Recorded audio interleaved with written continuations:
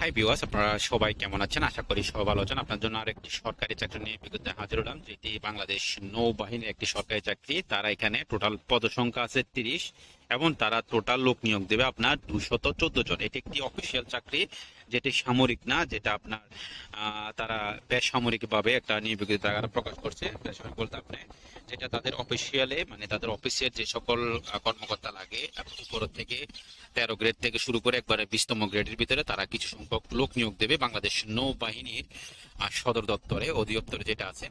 এটি সম্পূর্ণ রাজস্ব একটি সরকারি চাকরি। তারা নিয়ে বিজ্ঞপ্তি প্রকাশ করছে 1 জুন। তো আমি একটা রিকোয়েস্ট করবো, যারা ভিডিওটা দেখছেন এরকম সুবর্ণ সুযোগ পাবেন না, কেননা এখানে আপনার নৌবাহিনী, সেনাবাহিনী, বিমান বাহিনীর যে সকল পরীক্ষা হয় তার থেকে একটু আলাদা হবে এখানে। যেমন ফিজিক্যালি পরীক্ষা, আপনার হেলথ, এগুলো একটু আলাদা হবে। এখানে অনেক বেশি আপনার সুযোগ সুবিধা থাকবে। এটা আপনি অফিসিয়ালি কাজ করবেন, আপনার অফিসে আপনাদের কাজ হবে। তো এখানে দেখেন, কথা না বাড়িয়ে আপনাদেরকে পুরো চাকরিটা আমি ইজিতে সংক্ষেপে বলে দেবো। রিকোয়েস্ট করবো যারা ভিডিওটা ক্লিক করছেন শেষ পর্যন্ত সুন্দর করে দেখতে থাকুন। প্রত্যেকটা পদে এখানে আপনার এসএসসি, এইচএসসি, স্নাতক ডিগ্রি এবং আপনার 8ম শ্রেণী পাস করলেও আপনি আবেদন করতে পারবেন। অভিজ্ঞতা কোনো কোনো পদে অভিজ্ঞতা আছে, আবার কোনো কোনো পদে অভিজ্ঞতা নাই। তো যাই হোক, আমি আপনাকে প্রথম পদে যেটা বলি, এখানে আপনারা দেখতে পাচ্ছেন বাংলাদেশের নৌবাহিনীর একটি সরকারি চাকরি।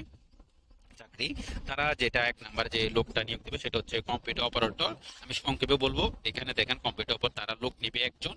এই পদে যদি আপনি আবেদন করতে চান, দেখেন আবেদনের যেটা যোগ্যতা সেটা লাস্টে দেওয়া আছে। দেখেন শিক্ষাগত যোগ্যতা এবং অন্যান্য যোগ্যতা। তো এখানে মূল কথা হচ্ছে, এখানে যদি আপনি এই পদে আবেদন করতে, আপনাকে স্নাতক ডিগ্রি পাস, সাথে কম্পিউটারের বেসিক ধারণাগুলো আপনি জানা থাকলে আবেদন করতে পারবেন।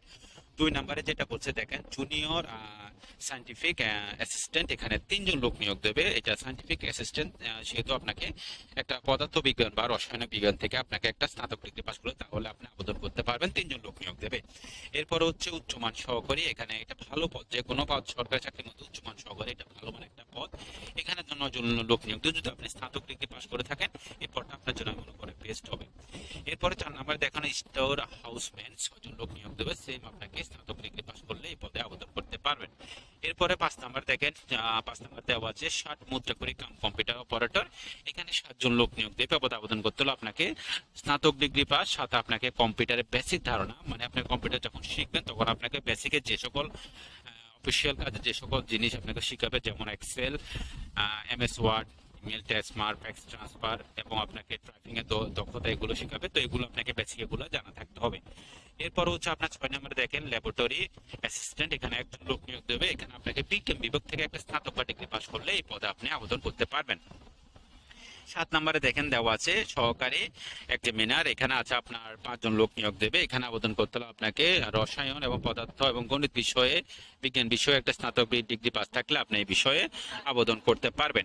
9 নম্বরে দেখেন আপনার ল্যাবরেটরি অ্যাসিস্ট্যান্ট, এখানে 4 জন লোক নিয়োগ দেবে। উচ্চ মাধ্যমিক মানে আপনি এইচএসসি পাস করলে আবেদন করতে পারেন। এবং এই ল্যাবরেটরি আপনার অ্যাসিস্ট্যান্টের কাছে কিছু অভিজ্ঞতা, এবং আপনাকে মূল কথা আপনাকে বিজ্ঞান বিভাগ থেকে পাসটা হতে হবে। এরপর হচ্ছে আপনার নার্স, সবাই কম বেশি এই পদটার সাথে পরিচিত। এখানে নার্সের আপনার অভিজ্ঞতা লাগবে। এখানে আপনাকে এসসি পাস করলে হবে, কিন্তু আপনার নার্সিং যে জানা আছে এই বিষয়ে একটা কোর্সের যে কোনো একটা সার্টিফিকেট আপনার থাকতে হবে। না হলে আপনাকে নার্সিং কলেজ বা ইনস্টিটিউট থেকে একটা 3 বছরের নার্সিং ডিপ্লোমা থাকলেও আপনি আবেদন করতে পারবেন। এরপরে আছে আরো পদ আছে, দেখেন আরো পদের মধ্যে এখানে তারা 10 নম্বরে যে পদটা আছে তারা দেখেন অনেক লোক নিয়োগ দেবে। সেখানে অফিস শহর কাম কম্পিউটার মুদ্রাক্ষরিক, এখানে কিন্তু 33 জন লোক নিয়োগ দেবে। এখানে আপনাকে শুধুমাত্র উচ্চ মাধ্যমিক মানে এইচএসসি পাস করলে হবে, আর বেসিক কম্পিউটার বেসিক ধারণাগুলো জানা থাকতে হবে। আপনি কম্পিউটারে যে সকল অভিজ্ঞতা চাইছে সেগুলো আপনি আবেদন করার পরে কিন্তু শিখে নিতে পারেন, কেননা সবসময় টাইপিংটা আপনি একটু ভালো করে দেখবেন। এখানে তারা প্রতি মিনিটে বাংলা 20 এবং ইংরেজি 20 শব্দতল অভিজ্ঞতা চাইছে। এরপরে দেখেন 11 নম্বর আবার স্টোরম্যান, 27 জন লোক নিয়োগ দেবে। এখানে আপনাকে উচ্চ মাধ্যমিক মানে এইচএসসি পাস করলে আপনি আবেদন করতে পারবেন। 12 নম্বরে বলতে আপনার জুনিয়র টাইম কিপার, 1 জন লোক নিয়োগ দেবে। এই পদে আবেদন করতে হলে আপনাকে উচ্চ মাধ্যমিক পাস করলে আপনি আবেদন করতে পারবেন। এরপর হচ্ছে টেলিফোন অপারেটর, 13 নম্বরে 1 জন লোক নিয়োগ দেবে। এই কাজের অভিজ্ঞতার সাথে আপনাকে উচ্চ মাধ্যমিক মানে এইচএসসি পাস করলে আপনি আবেদন করতে পারবেন। এরপরে 14 নম্বর হচ্ছে প্রুফ রিডার, এখানে 1 জন লোক নিয়োগ দেবে। এই রিডার কাজের আপনাকে অভিজ্ঞতা লাগবে, সাথে আপনি একটা উচ্চ মাধ্যমিক পাশের সার্টিফিকেট থাকলে তাহলে আপনি আবেদন করতে পারবেন। এরপর হচ্ছে ল্যাবরেটরি অ্যাটেন্ডেন্ট, এখানে একজন লোক নিয়োগ দেবে, বিজ্ঞান বিভাগ থেকে একটা এসসি বা সার্টিফিকেট থাকলে আপনি আবেদন করতে পারবেন। এরপর হচ্ছে ট্রেসার, এখানে 4জন লোক নিয়োগ দেবে, এই কাজের অভিজ্ঞতার সাথে আপনাকে এসসি পাস করলে আপনি আবেদন করতে পারবেন। 17 নম্বর হচ্ছে আয়া, একজন লোক নিয়োগ দেবে আপনাকে, আয়ার কাজের অভিজ্ঞতার সাথে এসএসসি পাস যদি একটা সার্টিফিকেট থাকলে তাহলে আপনি আবেদন করতে পারবেন। 18 নম্বর হচ্ছে এমটি ক্লিনার, এখানে 4জন লোক নিয়োগ দেবে ক্লিনার কাজের, এখানে এই জন্য 8ম শ্রেণী বা জুনিয়র স্কুল পাসের সার্টিফিকেট থাকলে আপনি আবেদন করতে পারবেন, সাথে আপনি ক্লিনার কাজের অভিজ্ঞতা আছে এটা আপনি মুখে বললে চলবে। এরপর হচ্ছে 9 নাম্বার হচ্ছে ফায়ারম্যান, যেটাকে আপনাকে ফায়ারম্যানের কাজে আপনাকে কাজ করতে হলে সেখানে আপনাকে শারীরিক যোগ্যতার কথা বলছে, যেটা হচ্ছে আপনাকে এসসি পাস সার লাগবে, সাথে আপনাকে 5 ফুট 4 ইঞ্চি, ওজন 110 পাউন্ড এবং বুকের মাপ 33-32 হতে হবে, তাহলে আপনি ফায়ারম্যানে আবেদন করতে পারবেন। এরপর হচ্ছে 20 নাম্বার অফিসক, যাদের বাংলাদেশের প্রত্যেকটা সরকারি চাকরি যতগুলো 48টা মিনিস্ট্রির মধ্যে মন্ত্রণালয়, অধিদপ্তর, পরিদপ্তর, ইনস্টিটিউট সব জায়গায় এই পদটার সবচেয়ে বেশি পদ থেকে থাকে অফিসক, এবং বর্তমানে স্নাতক ডিগ্রি পাস করা, মাস্টার্স পাস করা মানুষ পর্যন্ত অফিস সহায়ক আবেদন করে, কেননা এখানে কোনো যোগ্যতা নাই, শুধু আপনি এসসি পাস করলে আবেদন করতে পারবেন। কেননা এটা হচ্ছে সরকারি চাকরির মধ্যে একটা প্রবেশ করার, যে আমরা একটা সরকারি চাকরি করছি, যেই চাকরি হোক ভাই, সরকারি চাকরি প্রবেশ করেন, এরপরে আপনার যে পড়ার উপরে স্বপ্ন আছে সেটা আপনি নিয়ে নেন। আপনি যখন একটা সরকারি চাকরি পেয়ে যাবেন তাহলে আপনি দ্বিতীয়টা পাওয়া আপনার জন্য খুবই ইজি হয়ে যাবে। এখন বর্তমানের অফিস সহায়কের প্রশ্ন অনেক বেশি হার্ড আসে, এগুলা আপনার 16তম, 17তম, 18তম, 16তম, আপনার 14তম গ্রেডের মতো 20তম গ্রেডের প্রশ্ন হয়ে থাকে এখন বর্তমানে। এরপরে দেখেন 9তম, আপনার 21 নম্বরে যেটা সেটা লস্কর, ভালো একটা পদ। লস্কর এসেছে কথা কি, লস্কর আপনি আবেদন করতে হলে আপনার লস্কর কাজে অভিজ্ঞতা থাকলে আপনি আবেদন করতে পারবেন, 8ম শ্রেণী বা জুনিয়র স্কুল সার্টিফিকেট থাকলে আপনি আবেদন করতে পারবেন। বাবুর্চি, যারা রান্না বান্না কাজ ভালো জানেন, রান্না যাদের সুস্বাদু, আমি মনে করি তারা বাবুর্চির জন্য অ্যাপ্লাই করতে পারেন। এখানে আপনার খানা দানা বেশি হবে, এখানে 8ম শ্রেণী বা জুনিয়র স্কুল পাশে সার্টিফিকেট থাকলে আপনি আবেদন করতে পারবেন। এখানে আরো পদ আছে, দেখেন এখানে 23 নাম্বার যেটা আছে সেটা হচ্ছে ওয়ার্ড বয়, আপনারা সবাই জানেন ওয়ার্ড বয় সম্পর্কে, এখানে 3জন লোক নিয়োগ দেবে আপনাকে, 8ম শ্রেণী পাস করলে আপনি ওয়ার্ড বয়ে কাজ করার সুযোগ পাচ্ছেন। এরপর হচ্ছে ফিল্ড হেলথ ওয়ার্কার, এখানে 1জন লোক নিয়োগ দেবে, 8ম শ্রেণী পাস প্লাস আপনাকে এই কাজের অভিজ্ঞতা লাগবে। এরপর গার্ডেনার 11জন লোক নিয়োগ দেবে, গার্ডেনে বিভিন্ন বাগান পরিচর্যা এবং ফুল গাছ লাগানো, এগুলো পরিচর্যা করা, এই কাজের অভিজ্ঞতার সাথে আপনাকে জুনিয়র স্কুল সার্টিফিকেট, মানে 8ম শ্রেণী পাস করলে আপনি আবেদন করতে পারবেন। অদক্ষ শ্রমিক 38জন লোক নিয়োগ দেবে, অদক্ষ শ্রমিকে এখানে আপনাকে 8ম শ্রেণী পাস থাকলে আপনি আবেদন করতে পারবেন। এরপর হচ্ছে আপনার আপনার খাকবর, এটা খাকবর একটা পদের নাম, যেটা হচ্ছে খাকবর, এটা এখানে তারা এই খাকবর কাজের আপনাকে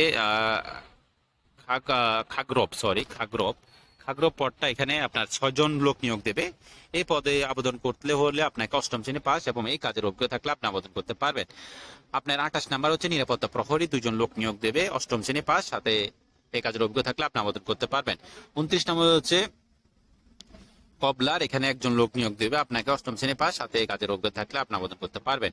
এরপরে 30 নম্বর হচ্ছে ওয়াচারম্যান, 1জন লোক নিয়োগ দেবে, 8ম শ্রেণী পাস এবং এই কাজের অভিজ্ঞতা থাকলে আপনি আবেদন করতে পারবেন। দেখেন এখানে শুধু অভিজ্ঞতা বলছে, সার্টিফিকেট বলে না, যে সকল কাজে অভিজ্ঞতা বলছে আমি মনে করি সেটা আপনি যে পদে, মানে এক্সাম্পল একটা ওয়াচার, আপনার এক্সাম্পল অদক্ষ শ্রমিক বা ক্লিনার, যে আপনাকে যখন পরীক্ষাটা নিল, আপনার লিখিত বলেন, এমসিকিউ বলেন, পরীক্ষা নেওয়ার পর আপনি যখন ভাই সম্মুখীন হবেন তখন আপনাকে জিজ্ঞাসা করবে আপনি যে পদে আবেদন করছেন ওই পদ সম্পর্কে আপনি একটু বলেন, এটার কাজ কি, এটা আপনি কি কি করবেন, তখন এগুলোতে আপনি ইউটিউবে চার্জ দিলে অনেক আপনি এগুলো সাজেশন পেয়ে যাবেন, কিভাবে করে এই কাজের অভিজ্ঞতা, এগুলো আপনি পেয়ে যাবেন। তাহলে আমি মনে করি যেখানে অভিজ্ঞতা কথা বলছে সেটা আপনাকে মৌখিকের মাধ্যমে বলতে হবে, তাদের কাছে সুন্দর করে উপস্থাপনা করতে হবে, উপস্থাপনা পরে। আর তাছাড়া আপনি যখন একটু প্র্যাকটিক্যালও ভাষায় করবেন এই সকল কাজ, তাহলে আমি মনে করি আপনার ইজিতে চাকরিটা হয়ে যাবে।